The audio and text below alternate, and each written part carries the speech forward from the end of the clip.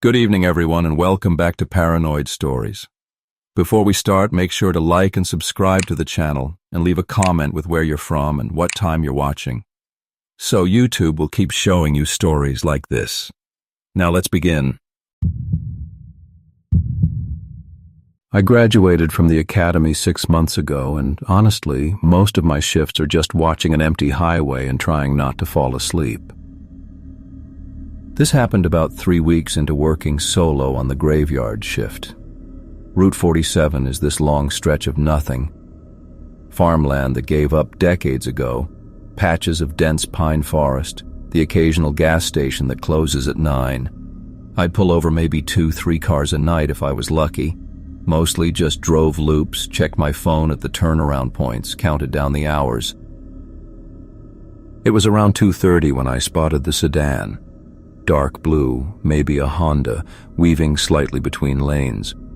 Not drunk driver weaving, more like someone distracted, drifting right, overcorrecting left. I hit the lights and followed for about a quarter mile before it pulled onto the shoulder, nice and smooth. No hesitation, no attempt to run. That should have been my first clue something was off. I approached the driver's side with my flashlight, standard protocol, and the guy already had his window down. He was older, maybe late 50s, wearing a plaid shirt that looked slept in, thin gray hair, wireframe glasses. He smiled at me. Not nervous, not apologetic, just this calm, pleasant smile like I'd stopped by to chat. "Evening, officer," he said. His voice was steady, almost cheerful. "License and registration, please. You aware you were weaving back there?" He handed over his documents without breaking eye contact. "I'm sorry about that. I'm doing my best, but he keeps changing the instructions." I glanced at his license. Martin Howell, address in a town I'd never heard of about 60 miles west. "Sir, have you been drinking tonight?" No, nothing like that." He gestured vaguely toward the passenger seat. "He's just very specific about where we need to go, and sometimes the directions don't line up with the road, you know. I'm trying to follow what he says and stay in my lane, but it's difficult." I looked at the passenger seat. Empty. Fast food wrappers on the floor, a faded air freshener hanging from the vent.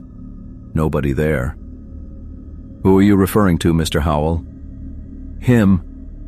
He pointed directly at the empty seat, then back at me with that same unnervingly calm expression. "He's been riding with me since the rest stop. Says we're close now, but the roads keep curving wrong." The hairs on my neck stood up, but I kept my voice level. "Sir, I need you to step out of the vehicle." "Of course." He unbuckled, opened the door, moved slowly and deliberately. No signs of intoxication. His pupils were normal. He wasn't swaying. His speech was clear. I had him do the basic sobriety tests right there on the shoulder. Walk and turn, one leg stand. He passed everything. When I got close enough, I didn't smell alcohol, didn't smell weed. Nothing. "Mr. Howell, where are you headed tonight?" "I'm not entirely sure." He said it like he was admitting he'd forgotten someone's name at a party. He knows. He keeps saying further and left at the dead oak and past where the fence ends. "I've been driving for a while now." "There's nobody in your car, sir." "I can see him right there." He pointed again, more insistent. "Gray jacket, dark hair. He hasn't blinked once since he got in. That's the part that bothers me most, honestly. Not the directions, just that he doesn't blink." I'd done mental health crisis training, and this felt like it should fit that category, but something about his demeanor was wrong for a psychotic break. He wasn't agitated, wasn't paranoid. He spoke about his invisible passenger the way you'd describe a mildly annoying coworker. "When did this person get in your car?" "At the rest stop, like I said.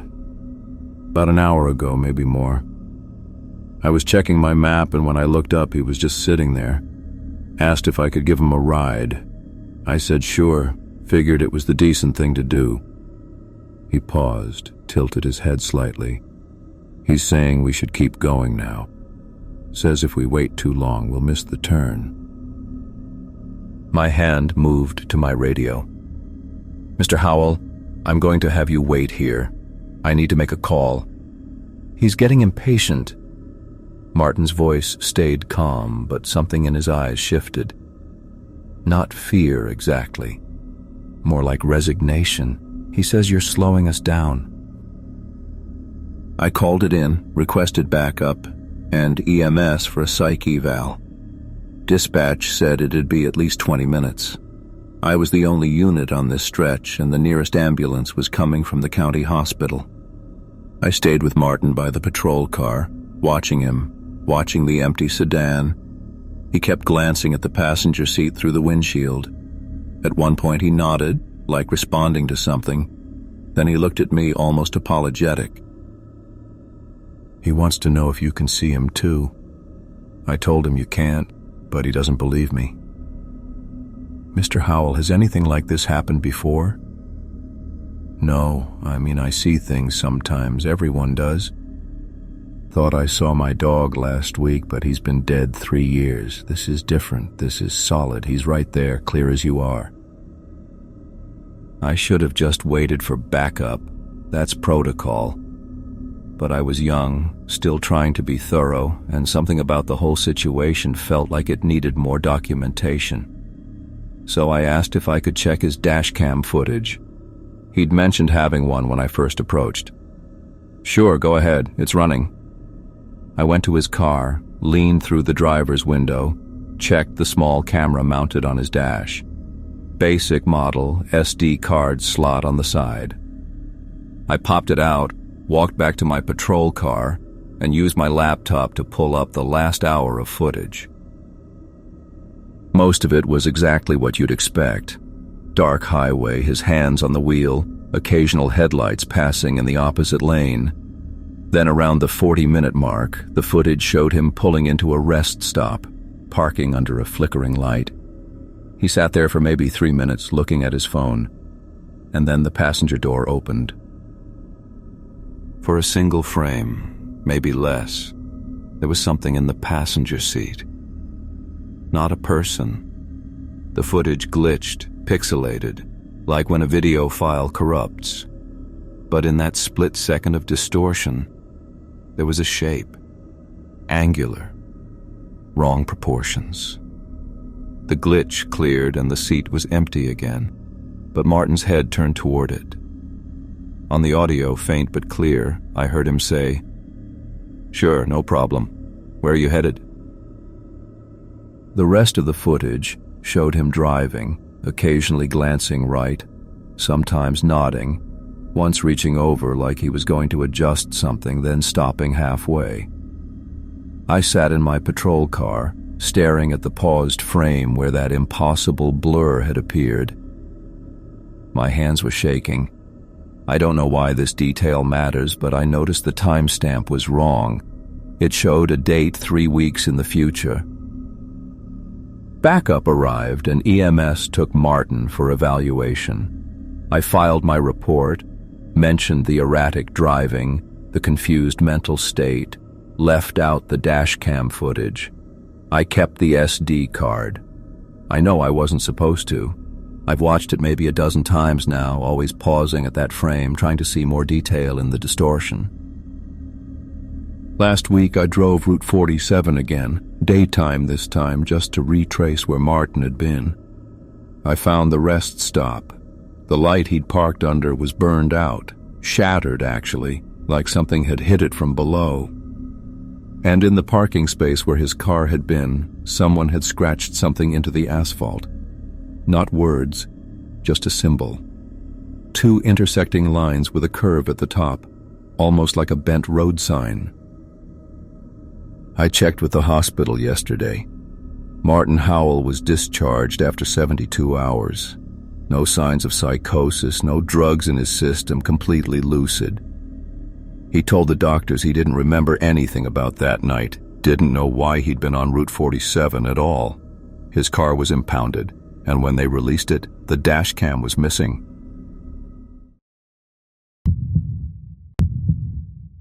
I've driven trucks for 11 years, and I thought I'd seen everything weird the highway could throw at me. I was wrong. This happened about 8 months ago on a stretch of Arizona interstate between Flagstaff and the Nevada border. Route 40, late shift, around 2 in the morning.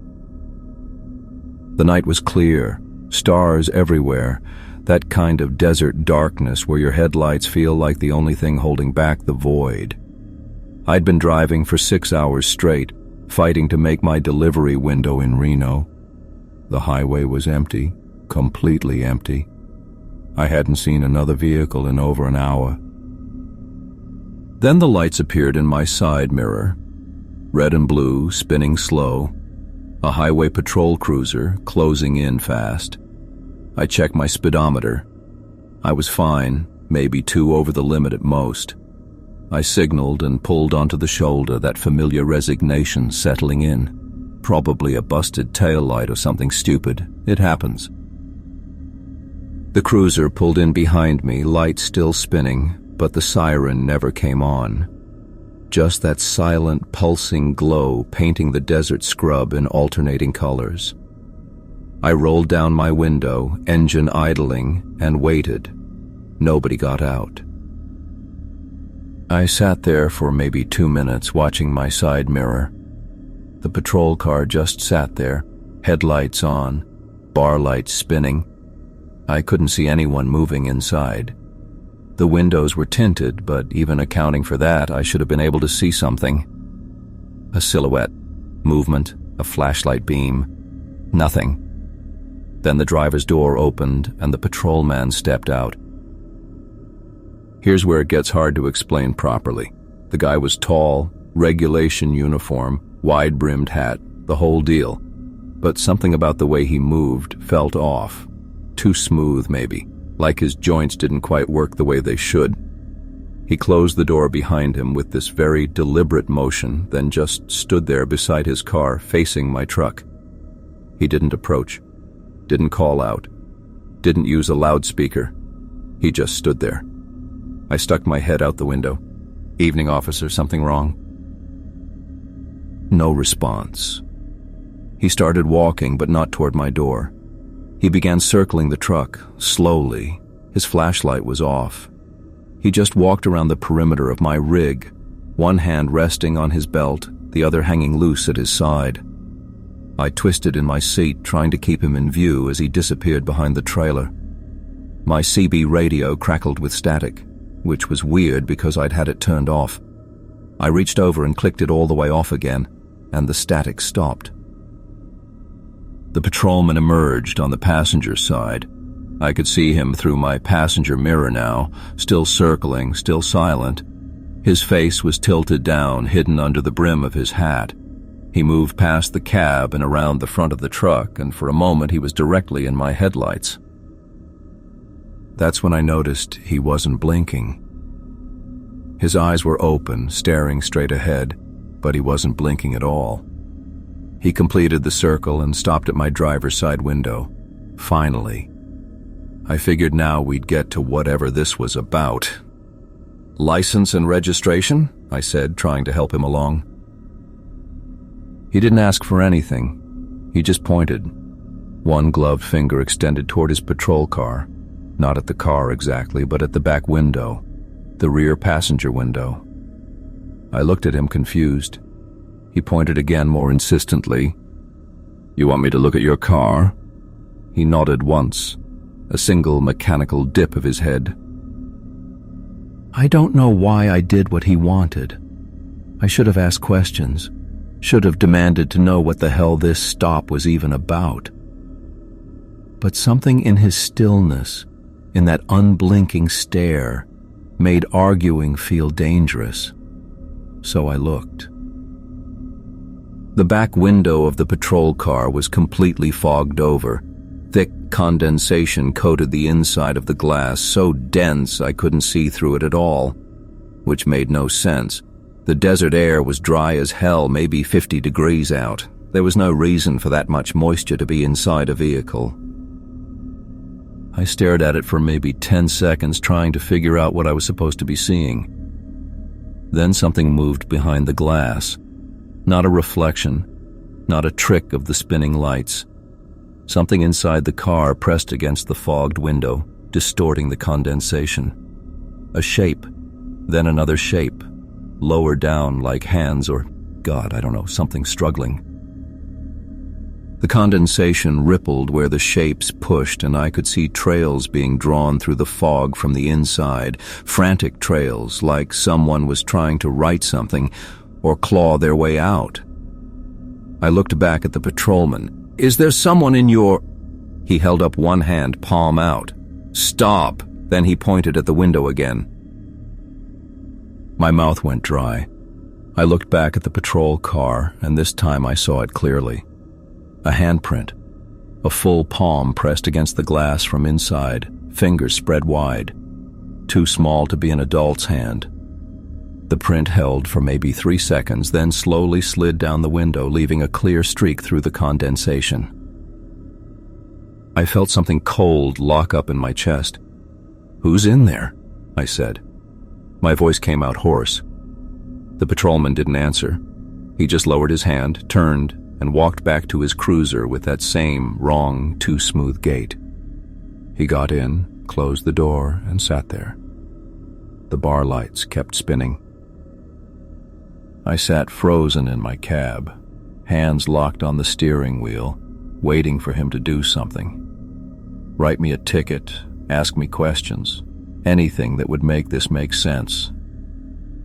But he just sat there in his car, engine running, lights spinning, that fogged back window still dripping with condensation. After maybe 5 minutes, he put the cruiser in reverse, backed onto the highway, and drove off. No siren, no rush, just a slow, steady drive back the way he'd come until his taillights disappeared into the dark. I sat on that shoulder for another 20 minutes, trying to get my breathing under control. My hands were shaking so badly I couldn't grip the shifter. I kept staring in my mirrors, expecting the lights to come back. When I finally got moving again, I white-knuckled it all the way to Reno without stopping. I didn't even pull over for gas until I was in Nevada, and when I did, I stood outside the truck in the fluorescent lights of the station for a solid 10 minutes just being around other people. I filed a report with the Arizona Highway Patrol 3 days later, gave them the approximate location, the time, everything I could remember. They said they'd look into it, but I never heard back. I called twice to follow up, and both times I got transferred around until someone told me there was no record of any patrol stop matching my description that night. No record of any patrol car on that stretch of highway at all. I took a different route after that. I still do. I've got the same delivery schedule, same deadlines, but I add an extra 90 miles to avoid that section of Route 40. My dispatcher thinks I'm being paranoid, and maybe I am. I'm Marcus Vance, 43 now. Spent 15 years as a highway patrolman in Nevada before I moved to private security. I'm telling you this because what I'm about to describe, I wouldn't have believed it myself back when it happened. Speeding tickets, DUIs, accident reports, nothing I ever saw on that job prepared me for what I found in those evidence logs last month. The security firm I work for now got contracted to digitize old case files for the state police. Cold cases, mostly. Unsolved deaths, missing persons, the kind of things that eat at departments for years. I volunteered because I knew the filing system, knew the roads, figured I could help cross-reference locations, routine work. I wasn't expecting to see my own name. The file was labeled Vance Traffic Stop, September 2019, Related Evidence. I didn't remember it at first. You make thousands of stops over 15 years. But when I opened it and saw the driver's license photo, everything came back like ice water in my veins. It was around 2 in the morning. I was parked in the median near mile marker 214 on Route 95, halfway between Tonopah and Beatty. Empty desert highway. No moon that night. I'd been watching a silver sedan weaving slightly between lanes for about 3 miles before I lit him up. Not drunk driving weaving, more like the driver kept drifting, then overcorrecting. Fatigue, I figured. He pulled over immediately, no hesitation. When I walked up to his window with my flashlight, I expected the usual. Tired eyes, maybe an apology, some excuse about a long drive. What I got instead made me pause. The guy was gripping his steering wheel so hard his knuckles were bone white. Mid-30s, clean cut, wearing a button-down shirt soaked through with sweat despite the cold September air. His eyes were bloodshot, but not from alcohol. From crying, maybe. Or from staying awake too long. "License and registration," I said. He handed them over without looking at me. His hands were shaking badly enough that the papers rattled. I checked the license. David Brenner, age 34, address in Reno. The registration matched. "You know why I stopped you?" He nodded. Still hadn't made eye contact. "Sir, are you under the influence of anything?" "No." His voice came out hoarse. "No, I just need to keep moving. You were drifting pretty bad back there. When's the last time you slept?" That's when he finally looked at me, and I'm not exaggerating when I say it was one of the most disturbing expressions I've ever seen on a person's face. Pure, exhausted terror. The kind that's been sustained for so long it's burned through panic and landed somewhere hollow. "There's a car following me," he said. I glanced in my side mirror. Empty highway in both directions. "I haven't seen anyone behind you for at least 5 miles. "It's been with me since Carson City."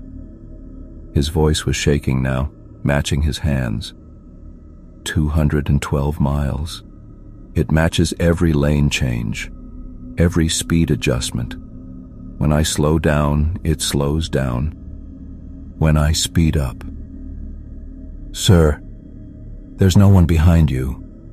I've been watching you for a while now. It doesn't have its lights on." I felt a flicker of irritation. I deal with paranoid drivers sometimes, people who've been on the road too long, seeing things that aren't there. That's impossible. I would have seen it.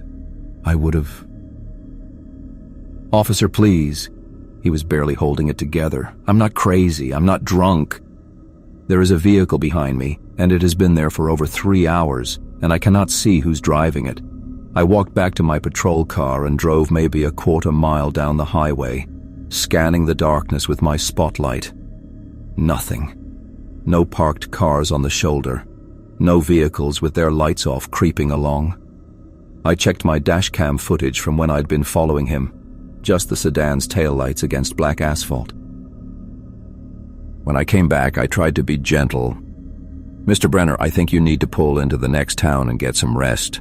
There's a motel in Goldfield about 30 miles ahead. You're experiencing highway hypnosis, maybe some fatigue-induced paranoia. It happens. You don't believe me. I believe you think you saw something, but I'm telling you, there's nothing out here."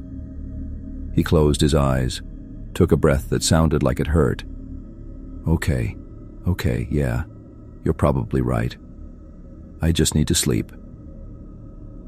I gave him back his license and let him go with a warning. Watched his taillights disappear north up the highway. I remember thinking he'd be fine once he got some rest, that he'd wake up in a motel room feeling stupid about the whole thing.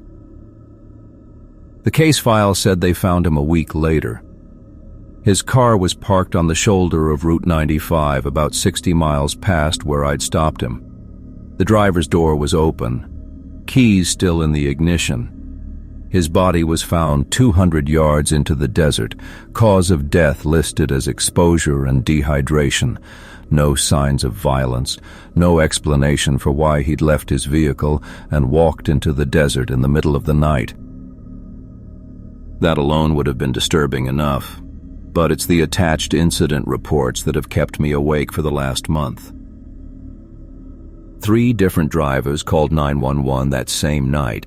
All of them reported being followed by a vehicle with no headlights between mile markers 214 and 290. All of them described the same thing, a dark sedan matching their speed and movements no matter what they did. 2 of them made it to Goldfield and checked into the motel, too shaken to keep driving. The 3rd pulled over and waited 20 minutes on the shoulder before continuing and said the vehicle was just gone. None of them could describe the sedan in detail. Too dark, no lights. But they all said the same thing that Brenner had said. They couldn't see anyone in the driver's seat. I went back through my dashcam footage from that night. I've watched it maybe 50 times now. In the video, I'm following Brenner's sedan for 3 miles before I light him up. The timestamp shows 2:17 a.m. when I activate my lights. The sedan pulls over immediately. Here's what I can't explain. Here's the part that's been eating at me. At 2:16:54, 23 seconds before I hit my lights, there's a brief reflection on Brenner's rear windshield. Just for a moment when he passes under one of those rare highway lights. It's my patrol car's silhouette. But according to my GPS log, I was still parked in the median at 2:16:54. I didn't start following him until 2:14:32, 2.5 minutes earlier. I checked the metadata. The timestamp is correct. The footage is unedited. For 2 minutes and 22 seconds, something that looked exactly like my patrol car was following David Brenner's sedan before I ever started my engine. I think about what he said when I came back from checking the road, the look on his face when I told him there was nothing there, how he closed his eyes and agreed with me, probably because he was so desperate to believe I was right. I think about those other drivers who called 911. How they all made it to safety somehow, while Brenner didn't. And I think about the fact that the last thing David Brenner saw in his rearview mirror before he pulled over was my patrol car with its lights flashing, the same patrol car that, according to the video, was somehow already there. I'm a middle school history teacher. Sam Baker, 34 years old, and I've spent the last 8 of those standing in front of whiteboards talking about the Constitutional Convention and westward expansion.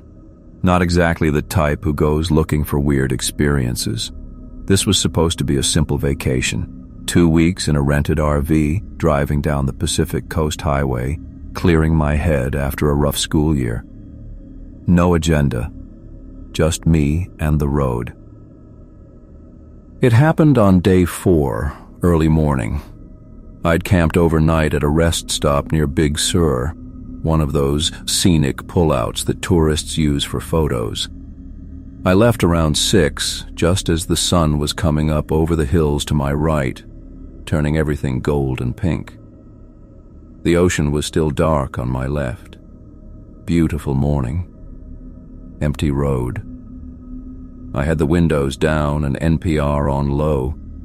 Some story about municipal budgets that I wasn't really following.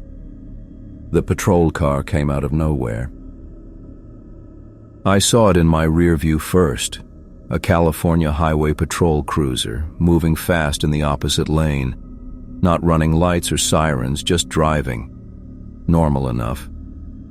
I glanced away, checked my speed out of habit.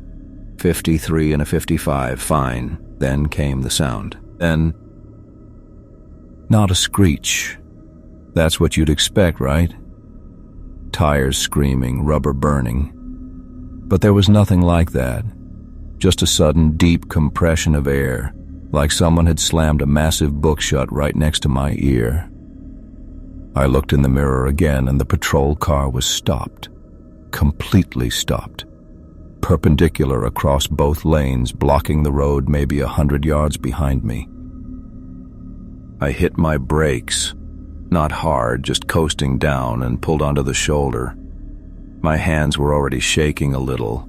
The physics of what I'd just seen didn't work. That car had been doing 70, maybe 80. You don't stop a vehicle like that. You can't. The tires should have locked up, should have left black streaks across the asphalt.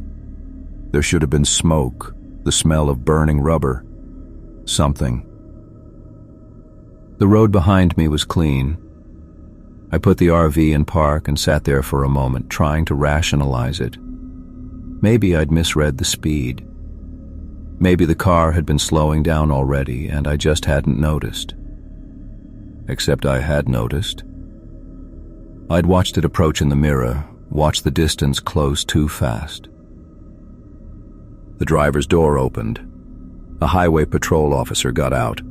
Male, average height, wearing the standard tan uniform and campaign hat. He didn't look at my RV. Didn't seem to register me at all. He closed the door carefully. Not a slam, just a quiet click that I somehow heard despite the distance, and walked to the edge of the road. Then he stepped down into the embankment. The shoulder there dropped off into this dense overgrowth. Tall grass, dry and yellow, mixed with coastal scrub and wild fennel, the kind of vegetation that looks pretty from the road but would be miserable to walk through, scratchy, full of ticks. The officer moved into it anyway, pushing through the reeds until he was maybe 15 feet from the asphalt. And then he stopped. Just stopped. Stood there, facing away from the road, perfectly still. I waited. 30 seconds. A minute. He didn't move. Didn't shift his weight, or adjust his hat, or do any of the small, unconscious things people do when they're standing around. He was a statue in a tan uniform, surrounded by dead grass that didn't even sway in the wind. I should have driven away. I know that. But something about the scene felt wrong in a way I couldn't name, and I couldn't shake the feeling that I'd just watched someone have a medical emergency. Stroke, maybe. Seizure. I'd had a student's parent collapse during a conference once, just went rigid and stared at nothing for about 3 minutes before coming back to herself. This felt similar. I got out of the RV and walked back toward the patrol car staying on the shoulder. The morning was quiet. No other vehicles, no birds, just the distant white noise of the ocean and my footsteps on gravel. The patrol car's engine was running. I could hear it idling, see the faint shimmer of exhaust. The driver's door was still ajar. I stopped about 10 feet away and called out, "Officer? You okay?" Nothing. The figure in the grass didn't turn, didn't acknowledge me. I pulled out my phone to call 911. No service. Of course not. This stretch of highway was notorious for dead zones. I'd have to get closer, check on him directly, or drive to the next town and report it there. I chose closer. Stupid maybe, but I kept thinking about that parent, about how scared her kid had been, about how grateful she'd been afterward that someone had stayed with her. I approached the embankment edge. The grass was taller up close, reaching past my waist, and the smell hit me. Something sweet and rotten underneath the dry vegetation smell. Dead animal, probably. Deer or possum. I tried breathing through my mouth. "Sir, do you need help?" Still nothing. But now I could see him more clearly. He was standing with his arms at his sides, head tilted slightly forward, like he was looking down at something in the grass. His posture was wrong, too rigid. The way people stand when they're trying very hard not to move, not to make noise. That's when I noticed his shadow. The sun was behind me now, angled low, and the officer's shadow stretched long across the grass in front of him. It should have been moving, tiny shifts from breathing, from muscle fatigue, from being alive. But it wasn't. It was painted onto the reeds, absolutely fixed, like it had been there for hours instead of minutes. I took a step back. My mouth had gone dry. "I'm going to call for help," I said, even though I had no service. "Just stay there." He didn't respond, but something in the grass moved. Not the officer. Something else. About 20 feet in front of him, the reeds bent in a line, like something was pushing through them from underneath. Not rushing, not fleeing, just moving steadily, methodically, creating a wake through the yellow stalks. The line of movement reached a clear patch of dirt. Nothing emerged. The grass on the other side began to bend, the invisible presence continuing forward, and I realized I was watching something move that I couldn't see. The officer hadn't moved, was still staring down at the grass, head tilted in that patient, waiting posture. And I understood. He wasn't having a medical emergency. He was watching it too. Had been watching it before I arrived. Was standing there in perfect stillness, tracking something invisible as it wandered through the embankment. How long had he been watching? The question hit me with physical force, because his shadow was wrong, the angle was wrong.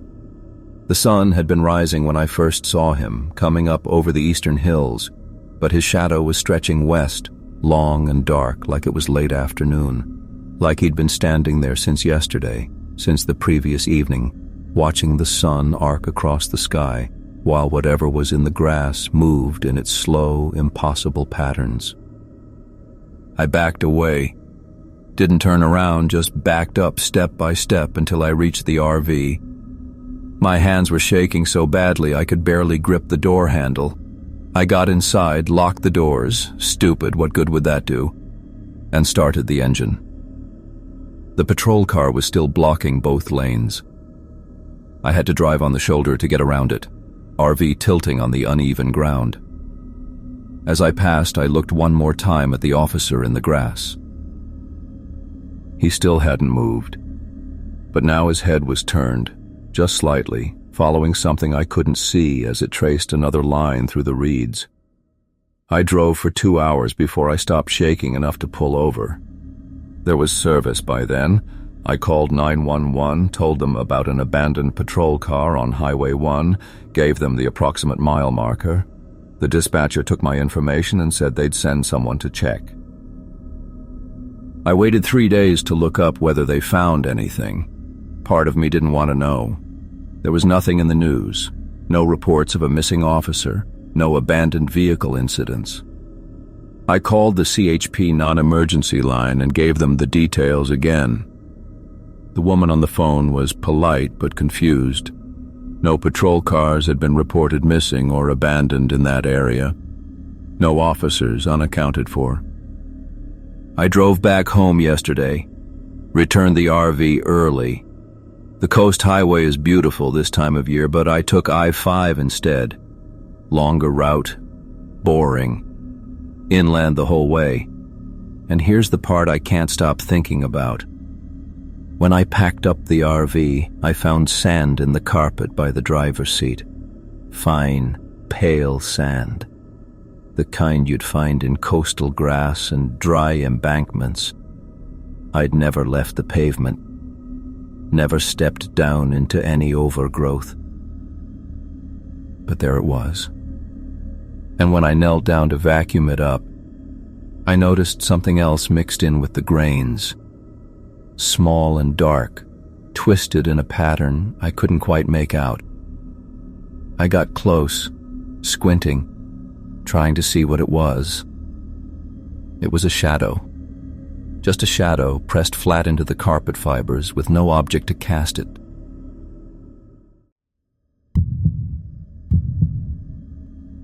I'm a plumber, 43 years old, self-employed, seen plenty of weird things in crawl spaces and under sinks, but nothing that ever made me question reality.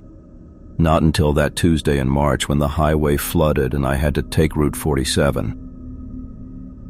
I'd been out in Millerton fixing a busted water heater and needed to get back before dark. The main highway was underwater.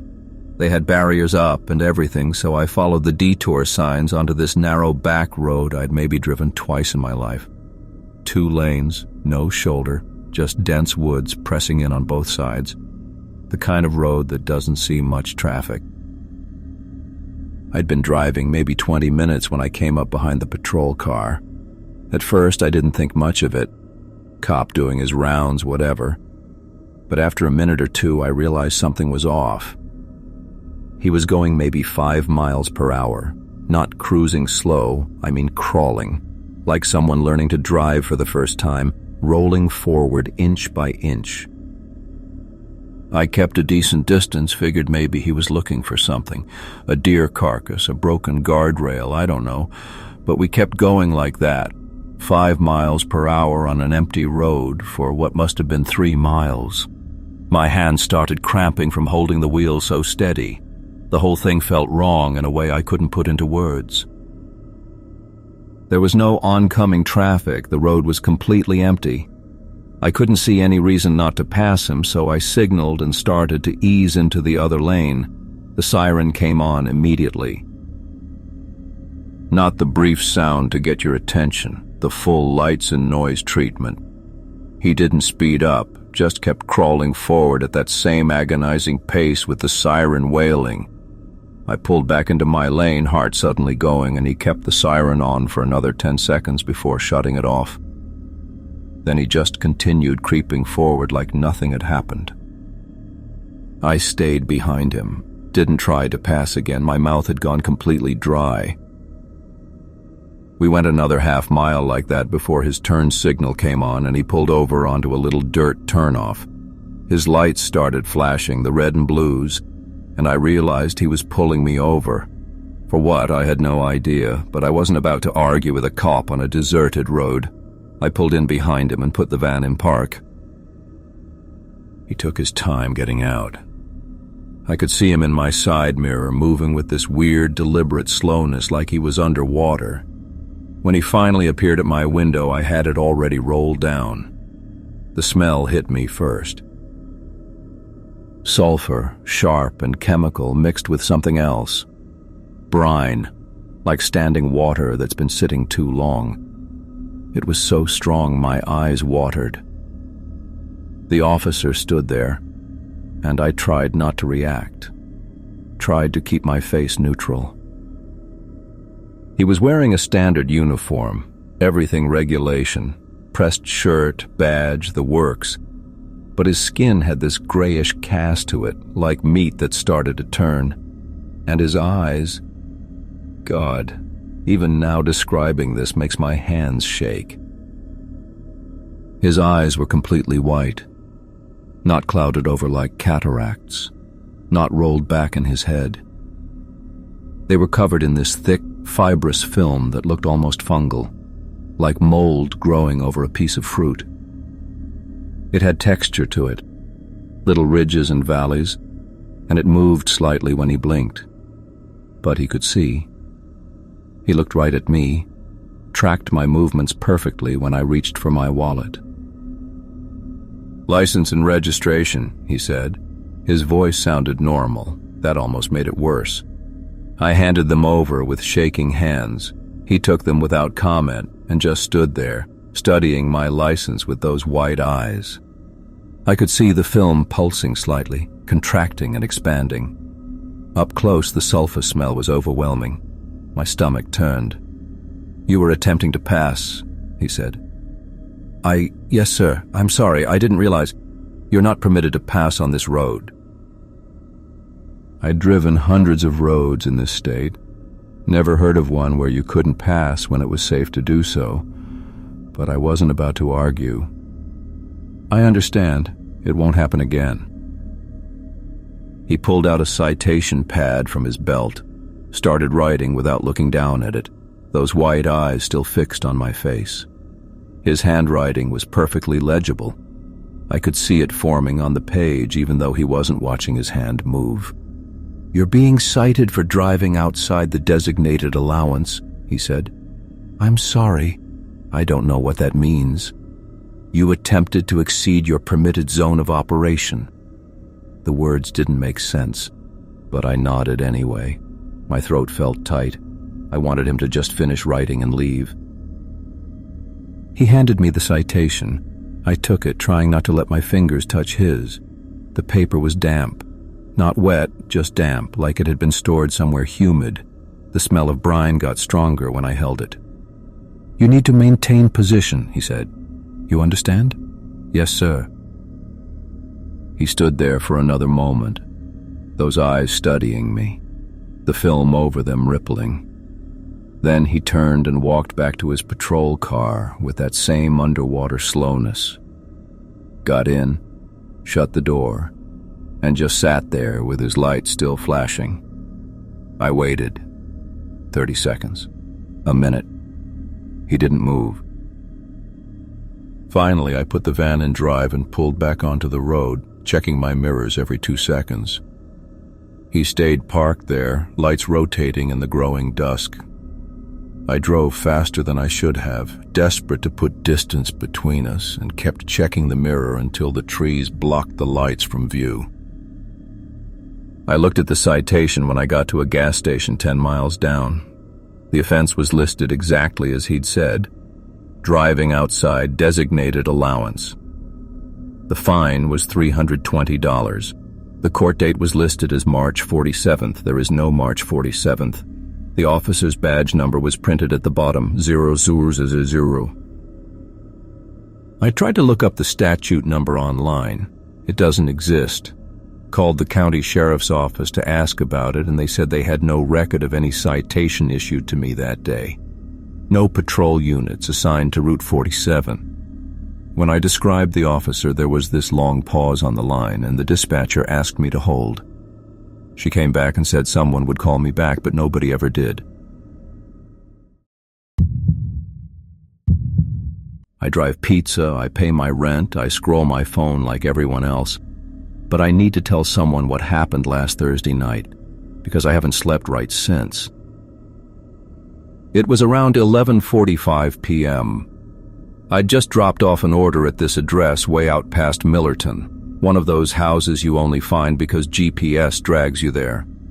The return route should have been straightforward, back down County Road 7, merge onto Route 34, straight shot into town. But somewhere I missed the turn. Ended up on this stretch of rural highway I didn't recognize, just 2 lanes cutting through empty fields with no street lights, no houses, nothing.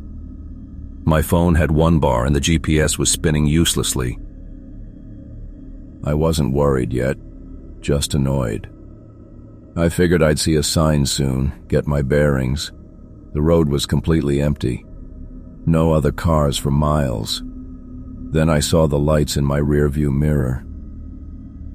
Patrol car. The LED light bar was this aggressive blue-white, brighter than any police lights I'd seen before. Almost surgical. It lit up the entire interior of my car, bouncing off every surface. I wasn't speeding. I'd been going maybe 45 in what I assumed was a 55 zone, but I pulled over anyway. Standard procedure. The patrol car stopped about 15 feet behind me, lights still blazing. I couldn't see anything past that glare. Just waited with my hands on the wheel, license and registration ready. A full minute passed, maybe longer. Nobody got out. I remember the way my heart started beating differently then, not faster exactly. Heavier, like each beat took more effort. The lights were so bright I had to squint, even facing forward. My rearview mirror was completely useless, just a rectangle of burning white-blue. Then the driver's door opened. I saw the officer in my side mirror as he approached.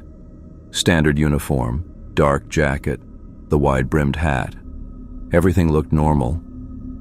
He moved slowly, methodically. His flashlight was off. He didn't need it with those lights. He stopped at my window. I rolled it down. "Evening," he said. His voice was flat, neither friendly nor hostile. Just empty. "Evening, officer. Was I speeding?" He didn't answer, just looked at me for a long moment. His face was lean, maybe mid-40s, with deep lines around his mouth. His eyes caught the light from his own car and reflected it back in a way that made them look colorless. "I need you to step out of the vehicle," he said. "Sure. Can I ask what this is about?" "Step out of the vehicle, please." My hands were steady as I opened the door. I wasn't afraid yet, not really, just confused. I got out, left the door open behind me. The night air was cold. I could smell cut grass from somewhere, and underneath it, something chemical. Diesel, maybe. "Walk to my vehicle," he said. I turned. The LED lights hit me full force, and I had to hold up my hand to block them. "I can't see where I'm going." "Come on." He was walking ahead of me. I followed, still half blind, until we reached the driver's side of his patrol car. It was a newer model, dark paint, buffed to a perfect shine, the kind of finish that works like a mirror. "Stop there," he said. I stopped. We were standing next to the driver's side door, which was closed. The surface was so polished I could see myself in it, my Domino's shirt, my tired face, the glare of the lights behind me. "Look at your reflection," he said. I looked, saw myself. "Okay, keep looking." I don't know how to explain what happened next. My reflection didn't change all at once. It was like watching something develop, the way a Polaroid used to slowly reveal an image. The face in the door's reflection began to shift. The features became older, harder. Lines carved themselves across the forehead, around the mouth. The hair thinned and grayed at the temples. "What the hell?" I said, but my voice came out quieter than I meant it to. The reflection wasn't me anymore. It was a man, maybe 25, 30 years older. His face was marked by deep scars, one running from his left eyebrow down across his cheek, another across his jaw. His eyes looked wrong, exhausted in a way that went past tired, and he was wearing a patrolman's uniform, the same uniform the officer standing next to me was wearing. I stepped back. The reflection stayed. The scarred man in the uniform stayed. "That's why we stopped you," the officer said. I couldn't look away from the reflection. The older man's expression was blank, not sad, not angry, just hollow. "That's who you're going to be," the officer said. I forced myself to turn and look at him. "What are you talking about?" He stared at me with those colorless eyes. "You understand. I don't understand anything. What is this?" He didn't respond, just stood there, hands at his sides, watching me. Behind us, the LED lights seemed to pulse brighter for a moment, throwing everything into sharp relief. "Am I under arrest?" My voice cracked. "No." "Then what do you want from me?" "Nothing." He walked past me, back toward my car. "You can go." I stood there frozen next to his patrol car. The reflection of the scarred man was still there in the polished door. I could see him clearly. The deep lines, the damaged face, the uniform, the empty eyes. "Wait," I said. "You can't just... What does this mean?" The officer opened my driver's door, gestured for me to return. "Drive safe. Who are you?" He didn't answer. I walked back to my car on legs that felt disconnected from my body. Got in. My hands were shaking now finally as I gripped the steering wheel. In my rearview mirror I could see him standing there next to his patrol car, just a silhouette against those burning lights. I pulled back onto the highway, drove slowly, carefully. After about 30 seconds, I checked the mirror again. The road behind me was empty. No lights, no patrol car, just darkness and the faint line of asphalt disappearing into it. I found my way back to Route 34 10 minutes later. Everything was normal again. Street lights, traffic signals, a gas station with its bright fluorescent glow. I finished my shift, drove home, lay in bed with my eyes open until the sun came up. Here's what I can't stop thinking about. The scars on that reflection, they weren't random. The one across the jaw had this specific angle to it, like something had been dragged sideways with real force. And the uniform fit him perfectly, not like a costume, like something worn in for years. I've been looking at my face in every mirror since. Every window, every phone screen, every piece of polished metal. So far, it's still me. Just me. But I keep checking. I catch myself doing it without thinking. At work, in the bathroom at home, in the rearview mirror while I'm driving.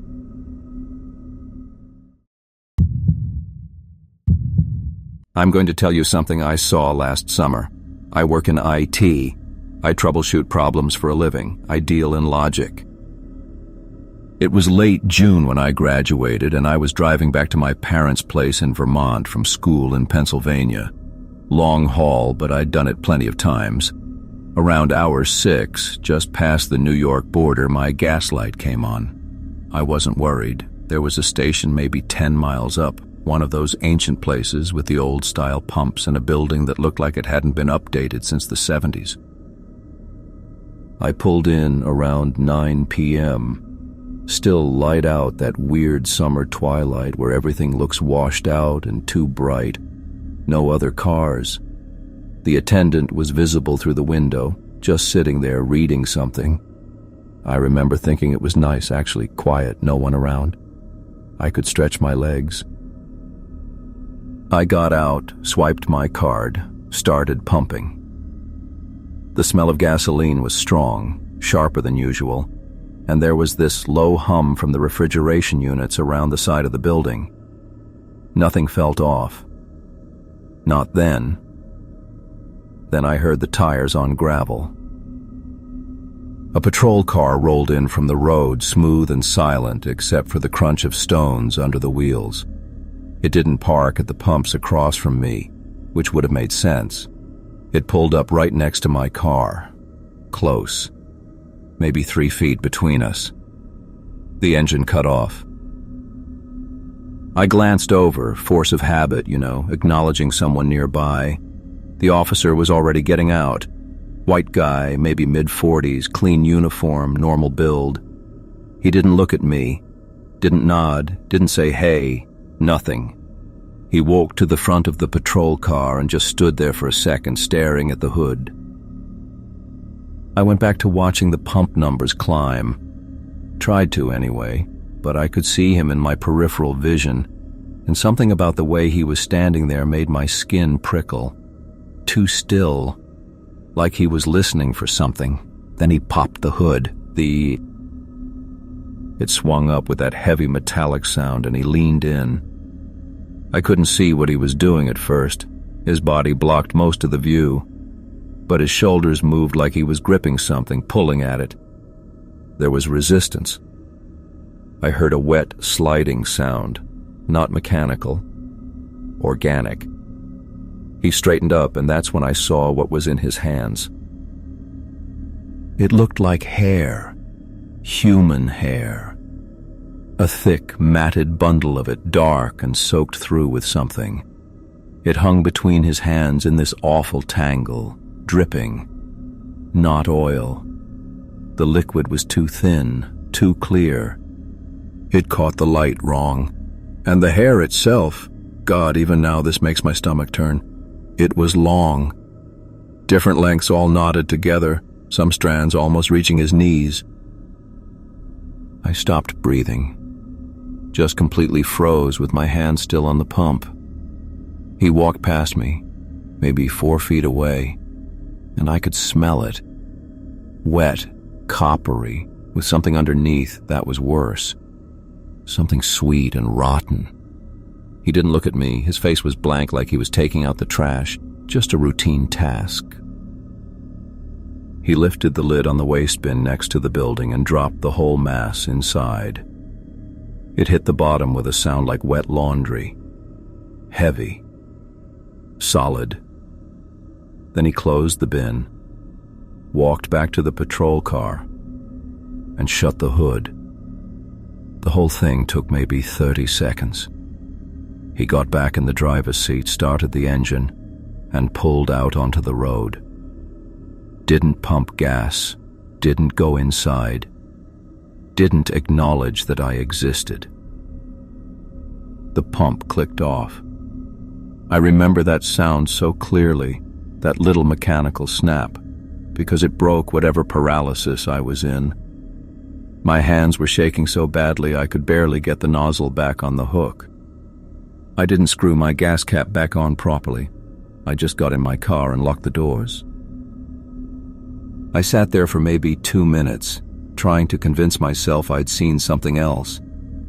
An old mop head, maybe. Some kind of industrial material. But I couldn't make it fit. The way it had moved, the weight of it, the smell. I looked at the waste bin. I should have left right then.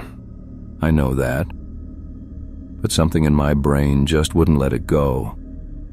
It was the same part of me that checks the back seat before getting in my car at night. The same instinct that makes you peer into dark corners even when you don't want to know what's there.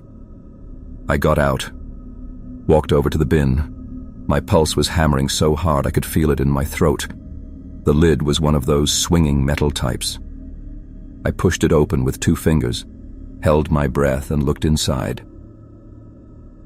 The hair was there, coiled at the bottom like a dead animal. But in the light from the overhead fluorescence, I could see it better now. There were multiple shades mixed together, blonde, brown, black, auburn, all different textures. And it wasn't just loose hair. There were chunks of something pale caught in the tangles, small, irregular pieces that could have been... I let the lid drop and backed away. The attendant was still inside, still reading. He hadn't moved, hadn't looked up when the patrol car arrived, hadn't reacted when it left, like it never happened. I got back in my car and drove. Didn't stop again until I was across the state line into Massachusetts, and even then I only stopped because I was shaking too hard to keep the wheel steady. Here's what I can't get past. What I keep coming back to in the middle of the night when I should be sleeping. That patrol car didn't need gas. It pulled in. The officer performed what looked like maintenance, clearing something out from under the hood, and then left. Like it was routine, like he'd done it before and would do it again. I reported it, called the state police non-emergency line the next day, told them what I'd seen, gave them the location. They took my statement, said they'd look into it. I never heard back. When I called to follow up a week later, they said there was no record of any patrol units in that area at the time I specified. They asked if I was sure about the date and time, asked if I'd been drinking. I went back once, about a month later. Daylight, middle of the afternoon, brought a friend with me. I didn't tell him why we were stopping there. The station was still open, same attendant even, but he didn't recognize me. I checked the waste bin while my friend was inside buying chips. It was empty except for normal trash, cups, paper towels, the usual gas station garbage. But when I looked at the pavement where the patrol car had been parked, there was a stain, faint but there, darker than oil, spread in a pattern that looked like something had pooled and then been hosed away. I don't know what I saw. I've tried to rationalize it. Some kind of prank, maybe. Or I misidentified what it was in the poor light. But I can't make myself believe those explanations. The smell was too specific. The weight of that bundle was too real. I take a different route home now. Adds 45 minutes to the drive, but I don't care. And sometimes, late at night when I'm on empty roads, I see patrol cars in my rearview mirror and my whole body goes cold. I watch them pass, and I wonder what's under their hoods, what they have to clear out when no one's watching. I'm a building inspector. I measure foundation cracks and check load-bearing walls for a living. So when I tell you what happened on Route 47 last October, understand that I've spent months trying to logic my way out of it. It was a Tuesday morning, early enough that the fog sat thick between the pines. I was heading up to check a remote cabin renovation, something I'd done 100 times before. Coffee in the cup holder, local news station crackling through the speakers because the mountain killed most signals. The DJ was doing that cheerful morning banter thing, then cut to a bulletin. A state patrol officer had gone missing somewhere along Route 47. Last known location was mile marker 31, about 15 minutes from where I was. They played audio from his body cam footage, the only evidence they had. His voice came through scratchy but clear. "Dispatch, I've got a situation here. Vehicle appears abandoned, driver's side door open. I'm going to investigate." Then silence. Then his voice again, strained this time. "I need backup. Something's wrong with..." Static. The broadcast cut back to the DJ explaining they were still searching the area. I turned the volume down. The fog was getting worse and I needed to focus on the road. I remember checking my speedometer, 35 in a 50 zone, because visibility was maybe 20 feet ahead. The pines on either side were just dark suggestions in the gray. That's when I saw him. A man in a state patrol uniform standing at the edge of the road, arm raised, not waving frantically, just held up like he was trying to look official about it. I slowed down. You see a cop on a mountain road, you stop. That's just what you do. I pulled onto the shoulder and lowered my window. The man walked over, and here's the first thing that bothered me. His uniform was immaculate, pressed, clean, no mud, no dirt, no sign he'd been out in this weather. His boots weren't even wet. "Thank God," he said. "I need a ride down the mountain. My vehicle, it's gone." His voice had this quality to it that made my stomach turn over. Familiar. Wrong somehow. "Gone?" I said. I pulled over to check something, and when I turned around, it just wasn't there anymore. He said it matter of fact, like he was reporting a fender bender. I looked past him into the fog. No patrol car, no tire tracks visible in the gravel, though the ground was soft enough they should have been there. "What's your name, officer?" I asked. "Marks. Officer David Marks." The name hit me like cold water. The missing patrolman. The one from the radio broadcast not 5 minutes ago. "You're Marks," I said. "Not a question." "Yes, sir. Look, I know this sounds strange, but I really need to get down to the station. Can you help me out?" His face was pale, clean-shaven, eyes a little too wide. He looked exactly like someone who'd been through something traumatic, except for the uniform. That pristine, parade-ready uniform. I should have driven off, I know that. But my hand was already on the door lock, frozen because he'd started talking again.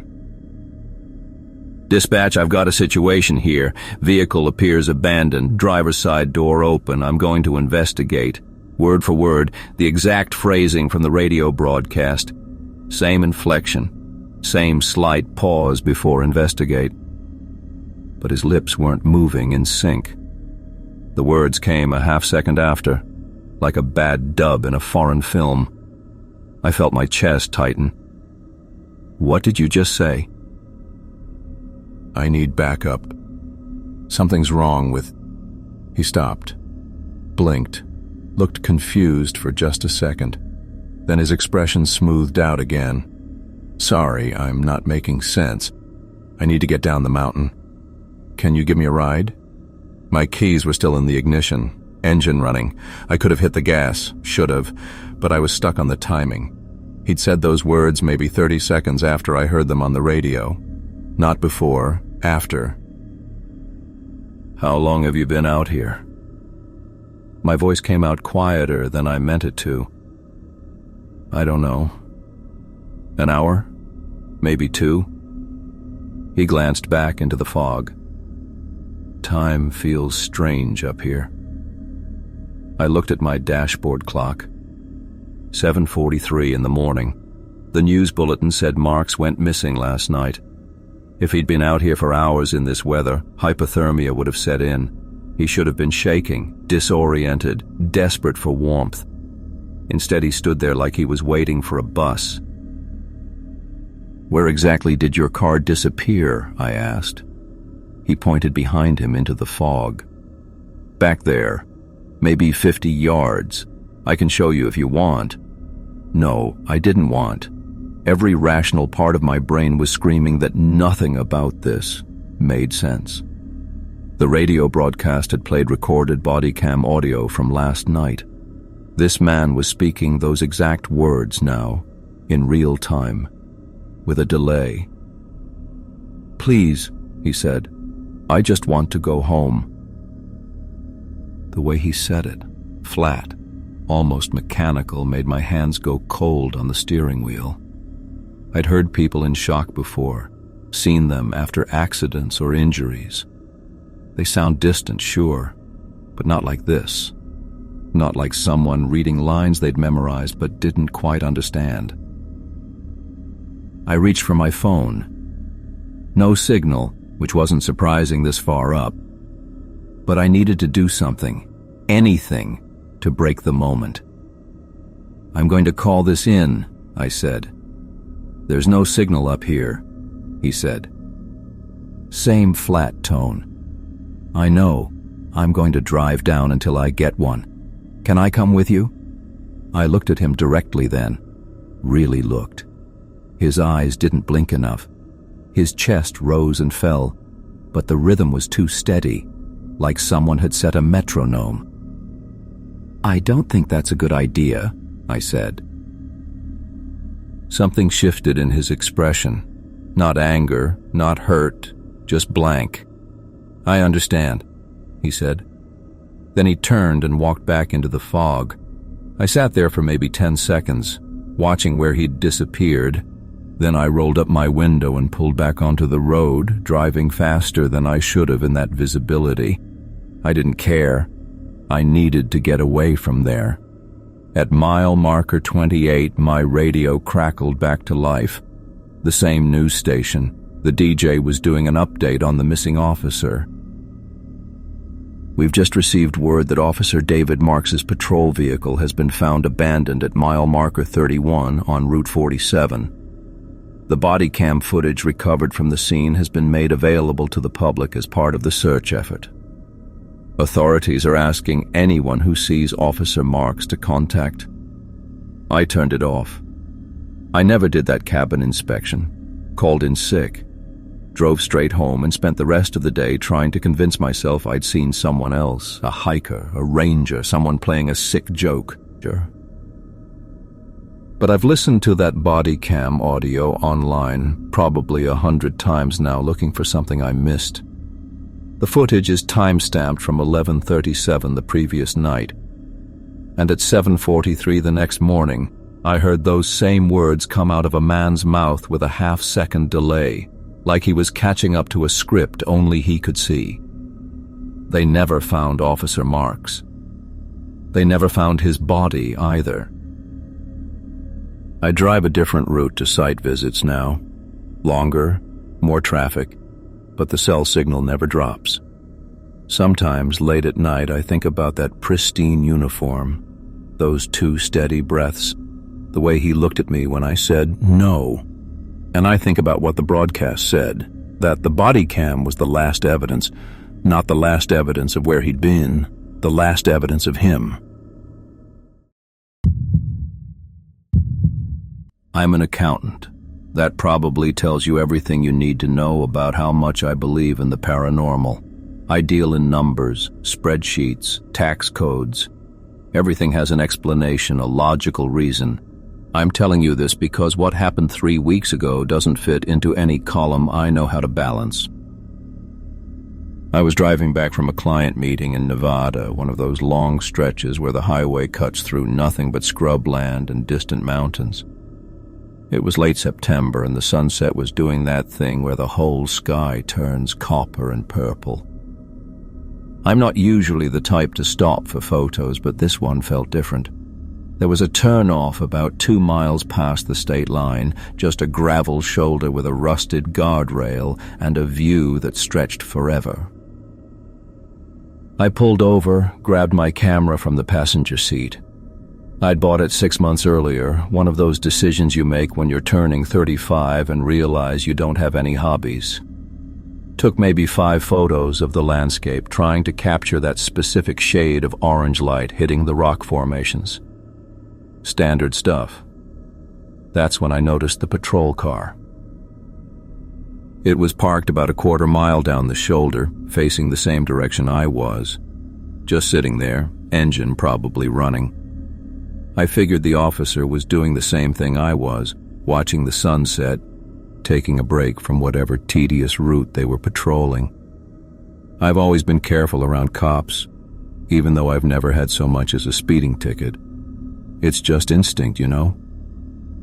So I made a point to keep my movements casual, non-threatening. Just a guy with a camera, nothing suspicious. I took 2 more shots, wider angles that included more of the horizon. The patrol car was in the frame for both, a small white shape in the lower right corner, professional composition and all that. Then I started packing up my gear, moving slow, making sure I didn't look like I was fleeing the scene. But the patrol car hadn't moved. Not an inch. The sun had shifted, the light had changed, and that car was in the exact same position. I checked my watch. I'd been there almost 10 minutes. Long time for someone to just sit there, even if they were enjoying the view. I glanced down at my camera's display screen, scrolling back through the photos to see if I'd gotten the shot I wanted. That's when my stomach dropped. In the first photo, the one I'd taken about 8 minutes earlier, the patrol car was there. I could zoom in on the screen, see the white paint, the light bar on top. And I could see the officer. He was standing outside the vehicle, leaning against the hood, facing the sunset. Just a silhouette, but clearly a person in uniform. Made sense. Beautiful evening, why wouldn't he get out and stretch his legs? But in the second photo, taken maybe 3 minutes later, something was different. The officer was still there, same position, same posture. But the car behind him looked wrong, faded somehow. The white paint appeared washed out, almost translucent. I could see the scrubland through parts of the hood. At first I thought it was a camera glitch, overexposure, something technical I didn't understand. But the rest of the image was fine, sharp, properly exposed. Just the patrol car that looked like it was disappearing. Third photo, taken another 2 minutes after that. The officer remained solid, completely opaque. The car was barely there. I could make out the shape, the outline of doors, windows, the rack of lights, but it was like looking at a ghost image, a watermark. The desert behind it was clearly visible through the metal and glass. I don't know how else to explain it, but I felt my hands start to shake. Not from cold. The air was still warm from the day's heat. This was something else, something that didn't make sense in any framework I understood. I looked up from the camera screen, directly at where the patrol car should be. The officer was gone. But the car was still there. Sort of. I could see it, this faint outline against the darkening sky. Translucent, hollow, like someone had traced the shape of a vehicle in the air and forgotten to fill it in. The light bar caught the last rays of sunlight, glinting weakly. Everything else was just a suggestion of form, a memory of metal and glass. I stood there, camera hanging from my neck, trying to process what I was seeing.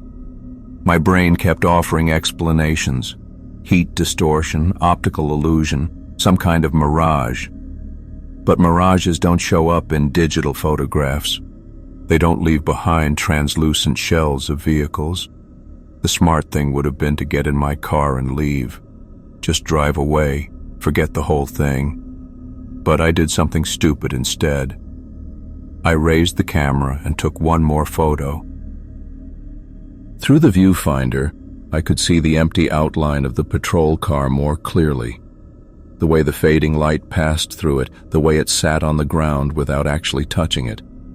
And in the driver's seat, barely visible, was the shadow of a person. Not the officer I'd seen standing outside. This was someone else, or something else, a darker shape that seemed to be gripping the steering wheel.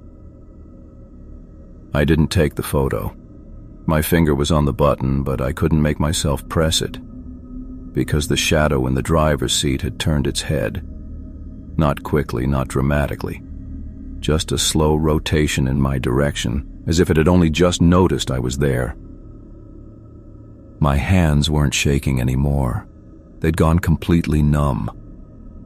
I lowered the camera carefully, keeping my movements small. The hollow outline of the patrol car remained where it was. That shadow shape still turned toward me. I couldn't see features, couldn't see anything that would identify it as human.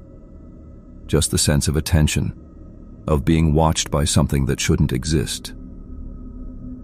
I got back to my car. Didn't run, didn't rush. I've never been so aware of every step, every sound my shoes made on the gravel. The door handle felt strange in my hand, too solid, too real compared to what I'd just seen. I put the camera on the passenger seat without looking at it and started the engine. In my rearview mirror, as I pulled back onto the highway, I could still see the turnoff. The translucent outline of the patrol car was facing my direction now, as if it had rotated to track my departure. It didn't follow me. It just watched that hollow silhouette of authority until the curve of the road took it out of sight. I drove for 3 hours straight before I stopped at a motel. Didn't look at the photos until the next morning, when the sunlight made everything feel safer. The first 4 photos were normal: landscape, sunset, that beautiful copper light. In the 5th photo, the one I'd taken right before noticing something was wrong, the patrol car was completely solid. No translucence, no fading, just a regular vehicle with an officer standing beside it. The 6th photo, the last one I took before packing up, showed the translucent outline clearly. The officer was gone, but you could see through the car's body to the scrubland beyond. And in the driver's seat, if you zoomed in far enough, there was definitely something sitting there. The resolution wasn't good enough to make out details, but the shape was wrong. Too tall, too angular, hunched over the wheel in a way that didn't match human proportions. I deleted all the photos that night, wiped the memory card, then wiped it again for good measure. Told myself I was being rational, protecting my own peace of mind. But I kept the camera. I don't know why. It sits in my closet now, hasn't been out since that day. Here's what keeps me up at night. I've driven that route twice more for work, different times of day. The turnoff is still there. The guardrail, the gravel shoulder, the view. But I've never stopped. And every time I pass it, just for a second, I see something in my peripheral vision, a flash of white, a suggestion of lights. When I look directly, there's nothing there. Last week, I saw a state patrol car parked outside a gas station near my apartment. Regular traffic stop, completely normal situation. The officer was writing a ticket, the driver looked annoyed, everything was mundane. But when I walked past, I couldn't help checking. The car was solid, completely opaque. The officer was real, three-dimensional, casting a proper shadow in the afternoon sun. I've driven the I-40 corridor between Dallas and Albuquerque maybe 200 times in the last 6 years. I'm a freight hauler. Nothing special, just moving pallets of electronics and auto parts across the Southwest. I've seen plenty of weird stuff on night drives. Drunk drivers, animals behaving strangely, even a few accidents that still stick with me. But I'm a rational guy. I troubleshoot mechanical problems for a living. I deal in cause and effect. This happened in early September, about 4 months ago. I was hauling a standard load westbound, left Dallas around 6 in the evening to beat the heat. The plan was to roll straight through, maybe grab fuel and coffee in Tucumcari, then push on to Albuquerque by dawn.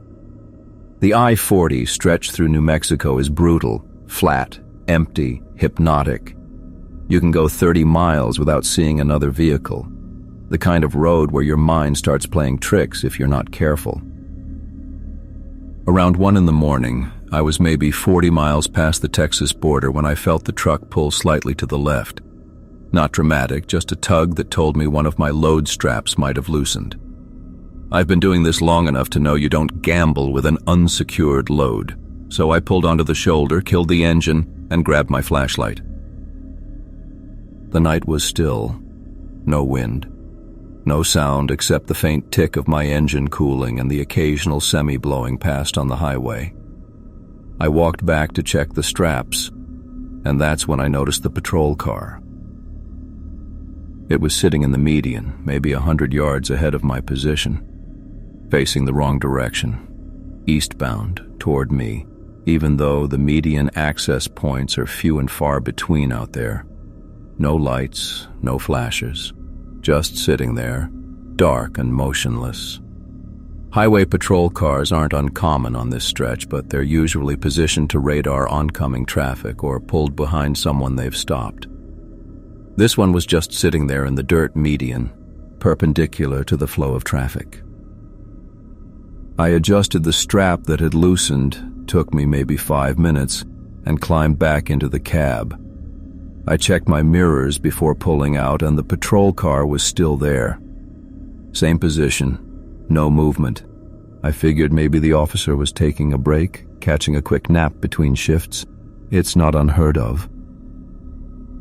I merged back onto the highway and kept driving. But here's the thing that started bothering me almost immediately. The car had no lights on, not even interior lights. And the longer I thought about it, the stranger it seemed. Patrol cars don't just sit in the median facing the wrong way without any visible reason. And why would an officer park like that in total darkness? I drove another 10 miles, maybe 15 minutes, and I couldn't shake the image. I kept checking my rearview mirror, half expecting to see those red and blue lights flare up behind me like maybe I'd been clocked for something, and the officer was just waiting. But there was nothing, just empty road. Another 20 miles, still nothing. I started wondering if I'd imagined the whole thing, if maybe I was more tired than I thought. But no. I know what I saw. The car was there. Then around 2:30, I crested a slight rise and saw headlights in my rear view. A single vehicle, distant but closing steadily. I assumed it was another semi or maybe a passenger car finally making use of the empty highway, but as it got closer, I realized it was the patrol car. It was driving in my lane, westbound, same direction as me, and it was maintaining a perfectly steady speed, maybe 65 miles an hour, which is slow for that stretch. Most patrol vehicles either cruise faster or slower, depending on whether they're working radar. This one just held that exact speed, never wavering.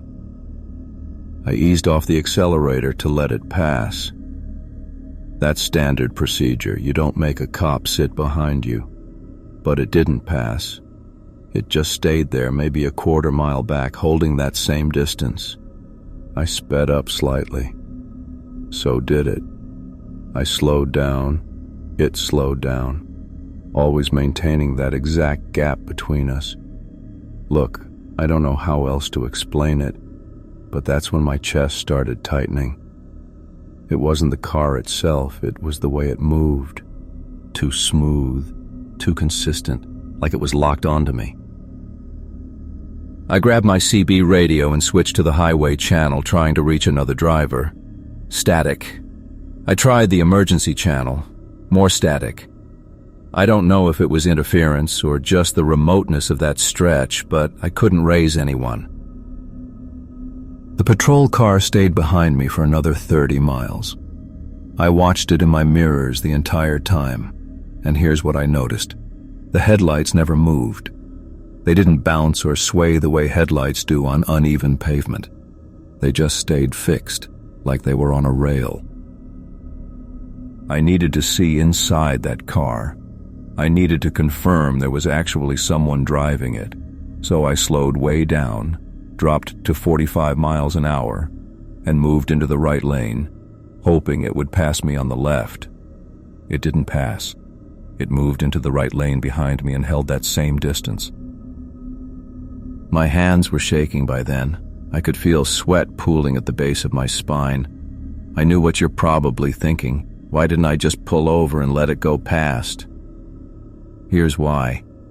Something in my gut told me that if I stopped, it would stop too. And I didn't want to find out what would happen after that. I kept driving. The patrol car followed.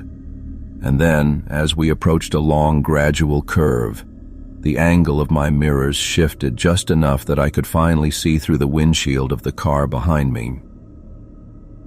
The driver was slumped forward against the steering wheel, completely motionless, head down, arms hanging limp at their sides. I actually said it out loud. What the hell? My voice sounded strange in the quiet of the cab, like it didn't belong to me. The car kept driving, perfectly straight, perfectly steady, no corrections, no drift. Just holding the lane and holding that distance behind me like it was tethered. I don't remember making the decision to floor it, but that's what I did. I pushed the truck up to 75, then 80, watching the speedometer climb past what I'd normally risk on a loaded rig. The patrol car stayed with me, same distance, same speed. I drove like that for another 20 miles.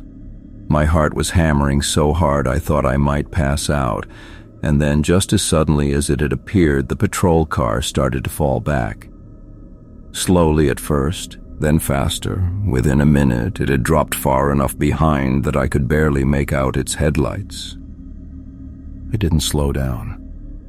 I kept my foot on the accelerator until I reached Tucumcari, where I pulled into the first truck stop I saw and sat in the parking lot with the engine running and the doors locked for 30 minutes before I could even think about moving again.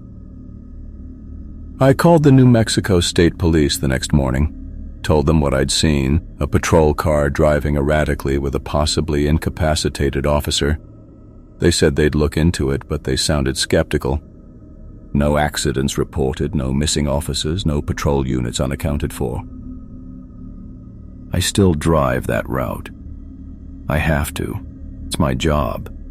But every time I pass that stretch of highway, I check my mirrors more than I used to. And sometimes, late at night when the road is empty, I see headlights in the distance and my hands start to shake before I can even tell what kind of vehicle it is. The worst part isn't what I saw. It's that I still don't have an explanation. And I keep thinking about the driver slumped over the wheel and how the car kept moving anyway, like something else had taken over. I don't know what that means. I don't think I want to.